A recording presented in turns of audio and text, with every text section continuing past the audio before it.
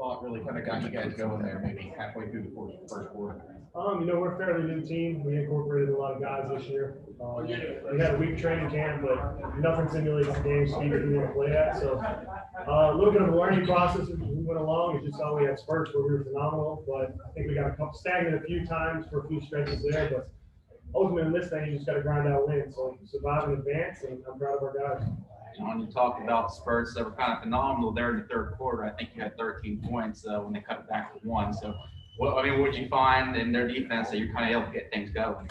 With our style of play, Coach D'Antoni's style, our philosophy is everybody eats. We don't want to slow the game down. We don't want to get stagnant. We don't want to run a ton of plays. We want to showcase our guys and put our guys in advantageous situations. So that's what we did. Big shout out to JaCorey. He had a huge game, but playing with guys like him makes the game a lot easier on me. What was you went down and came down with your right wrist? Yeah, I landed on my right wrist late in the first half. Jammed it a little bit, but I'll be fine. Did it affect anything? You didn't slow you down? I think I shot the ball a little bit better afterwards, so might need to hurt it again. JaCorey, can you talk a little bit? Obviously, you were very much in the middle, taking a lot of action. Can you talk a little bit about having a guy like Delph who added a lot of length? That it was very decisive second quarter. You guys really used a lot of length to make the 94-foot game work. Did it really stretch your defense to have that skilled length in the front court? Oh yeah, for sure. I think those guys. I think everybody in the watching man can see that those guys are tremendously different. They're big, they're mobile, they can run the floor, they can offer shots at the rim, they can get offensive rebounds, stick backs. And so added to this style of play with that, I mean, obviously when you play up and down, the weakness to me is really rebounding and being able to get defensive rebounds so you can run. So I think those guys came in right on and did what we needed them to do. Rebound, diving down. And you can see in the second quarter we stretched the lead out a little bit when those guys came in. Kind of got better. So those two guys, man, tremendous for us. We're gonna need them the whole time. How do you approach it as a team at the ending there, at the Elam ending? Mm-hmm. How does strategy change? What do you look to? I think the biggest thing is not getting stagnant. We want to stay away from the ISO tough shots. First play of the Elam ending, JaCorey got the rock and got to the basket on a quick little hitter play we had. Got to the free throw line. So the goal is to get easy baskets and not take tough shots. So I think we did a good job of continuing our flow, putting our guys in a good position, and trying to limit as many tough shots as we could. John, to start the tournament right and do it here in front of all your home fans, what's this moment like? I don't know what would happen if we would have lost first game. That would have been bad, man. I lived here, so I would have had to hear about that forever. So, we had a week training camp. We put in a lot of work. All our guys were phenomenal professionals on the court. Came to work, came in for business. So our goal is to win $1 million. So that would have been really bad if we lost first round. So looking ahead, obviously, a different challenge next because DRC's a good team. They have a really physical challenge to compete with Virginia, variety blue collar physical teams. How do you see the difference in style of play? Like, obviously, you're scout the next game. How do you see this being a different matchup as we move ahead? We'll go back to the drawing board tonight. I think they play at 5 or later on this evening. So we'll scout them. And like God says all the time, we don't switch up for anybody. We're going to play our style of play. You're just going to have to counter that. So like you said, they've got length and athleticism, but we've got a lot of length, and we might have more athleticism, to be honest. So I think we're a lot deeper this year. We've had good teams in the past, but I'm excited for this next round. John, you mentioned that depth. It seemed like other team tonight, not a whole lot of depth on that bench, and it was something you guys were really able to lean on. How much do you think you'll be able to rely on that depth as you get further into this? All our guys were phenomenal. Coming in, my dad, the coach's philosophy was you're going to eat what you kill. And I know it's a West Virginia term, but at the same time, if you're producing, you're going to get minutes. Mm-hmm.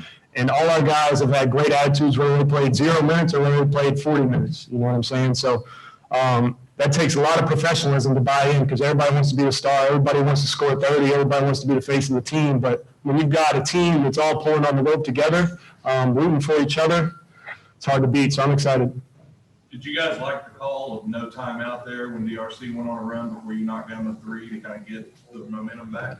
It's a game of runs. I feel like our style of play, sometimes, the game can get a little out of control, and that's why we got guys like John and Stevie who can, get the ball back and kind of be like that Chris Paul of the team, that leader to kind of slow us down and get us back going. So I think it's a game of runs. I think that was going to happen. We just had to counter their run and kind of put together some stops and kind of keep doing what we do on offense. So.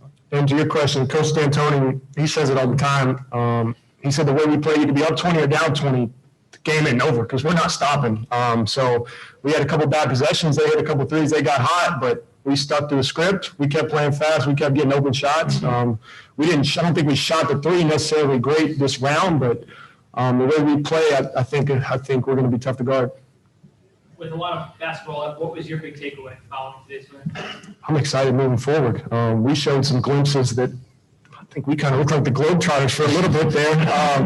Now, we gave up a few easy buckets, but that's just learning each other's games, communicating. We don't have a full season to practice and get the chemistry built, so we're moving kind of quickly, but I'd rather learn in the game than in practice grinding it out. So, like I said, we got a great group of guys, and I think we're just going to get better as we move forward. When you put that depth together, what were you looking for? Are you looking for specific things when you're putting the bench together? Yeah, we keep our martial core, but and we want to play with D'Antoni's style, so we got to find guys that fit that D'Antoni style, whether that's guys that can run, JaCorey, playmaker, scorer, lob guy, shot blocker, can handle the ball, can pass. So we need guys that are versatile. We added a 7-footer this year, which we haven't had at Marshall. So I'm glad to have him because he's an animal. But we want guys that can run the floor. And like you said, if teams don't have depth, it's hard to play at that pace with that many possessions for a whole 36 minutes, I think it was. So I think we kind of grinded them down a little bit. And honestly, we want to play a little bit faster next game. So we'll see what happens.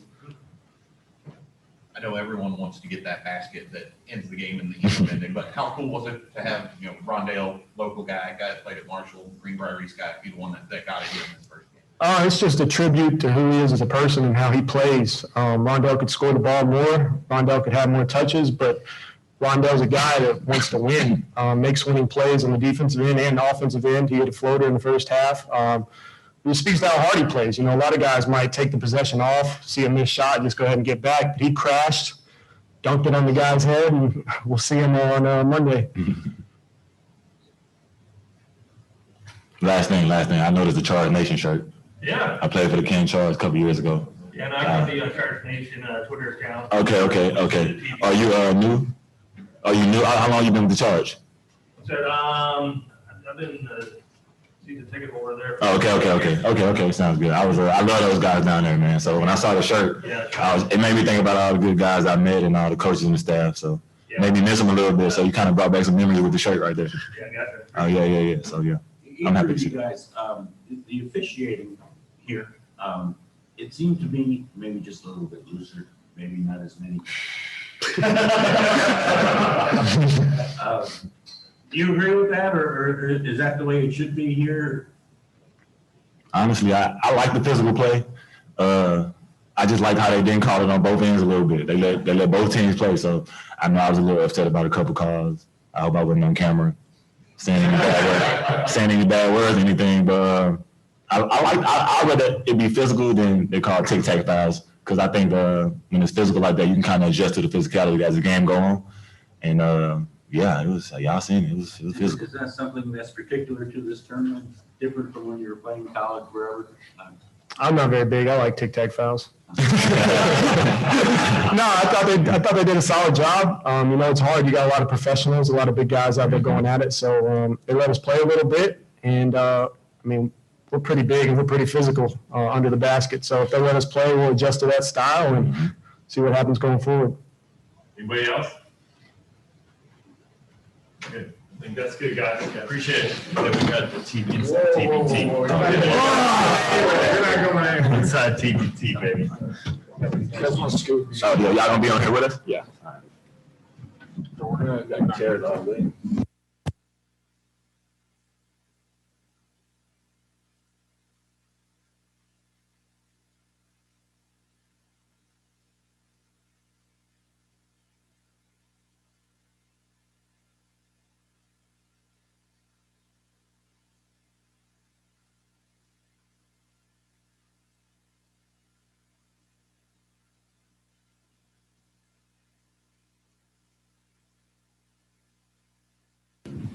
Yeah. Let me hear something. There you go.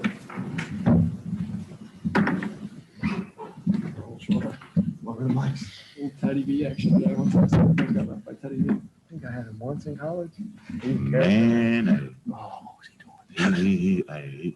he was like just out there. He was talking to people, Yeah, like he was talking back. Like, you don't want that? Yeah. We walked over to us, we're just sitting. Talking, right? Just Talking. talking. Like, dude's You going know he off went on me in the cut. first half. He Like, went cut. pulled my hip and reached. We hit him like every other game. He's like, you don't want that. I'm like, yes, I do. Yeah, he was. I mean, I'd rather be visible than anything else. So if you don't call like that, make sure it's the whole time. All right, John Elmore, JaCorey Williams, big win, 1 down, 5 to go. How we feeling? Excited, man. I'm from Charleston, so we couldn't have lost that game, and that would have been bad. But we're a new group, we're meshing together, and I'm excited to survive and advance. How about the atmosphere? Being back here, lots of Herd That fans, lots of West Virginia fans in general rooting for you guys. How was that, JaCorey? How was that for you? Like I told him in the game post-game interview, I'm always going against these fans, so it's a lot better to be with them than against them because these fans, they show up and they show out. You're gonna hear them before you get in the gym, when you leave, everything. Every big play we made, you can kind of see how they feel us a little bit. If you saw our bench, we were standing up the whole time. I mean, if the ref not gonna tell us to sit down, we're gonna stand up the whole time. The crowd had us into it, and man, we were rolling, so it was a great feeling. JaCorey, you said after I think it was your second bucket, so like 2 minutes into the game, you said they cannot guard me, and you backed it up. Do you think it was a little premature to say that after the second bucket? I don't think it was premature. I just think they jumped out on us a little bit, and I really kind of said that to get myself going. So it's a mental thing for me just to like kind of try to get myself in the game. We started off slow, but I mean I knew it was gonna be a long game, so I was just trying to make sure I was into the game a little bit by saying that.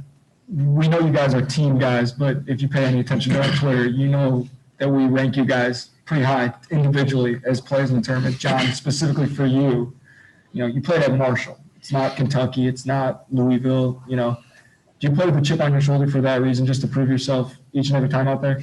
Every game, man. I didn't get the blue blood offers that everybody wants. I didn't get big time all the Power Fives. I had a lot of mid majors, but that was about it. So, being a kid from small town West Virginia, it's just go out there and kill whoever's going against me. That's my mindset. So our guys did a great job of putting us in. Our system does a great job of putting us in advantageous situations, and then we have a lot of selfless guys out there. So I get a lot of pick and rolls and stuff like that. So I couldn't do it without my teammates. But like you said, chip every game because I'm going out there to prove stuff. Last question. That's a little close. Last question. The building exploded after that putback dunk. How much louder would it have been if Ott hit that three when he was subbed in? I thought you were going to say if Ott put back dunk. I was going to say we're calling the tournament off the bottom, but that was a cool feeling. I mean, this is where I grew up. Played here in middle school, played here in high school, played here in college, some games. So it's just really dope to come back home and hoop and in front of your friends, your hometown kids, hometown family. So having this environment was electric, and hopefully it's like that again on Monday. Mm-hmm. Absolutely. Well, there you go. JaCorey Williams and Ott's brother, John. Thanks for talking with us. Good luck in the next round. Thank you. Appreciate you guys.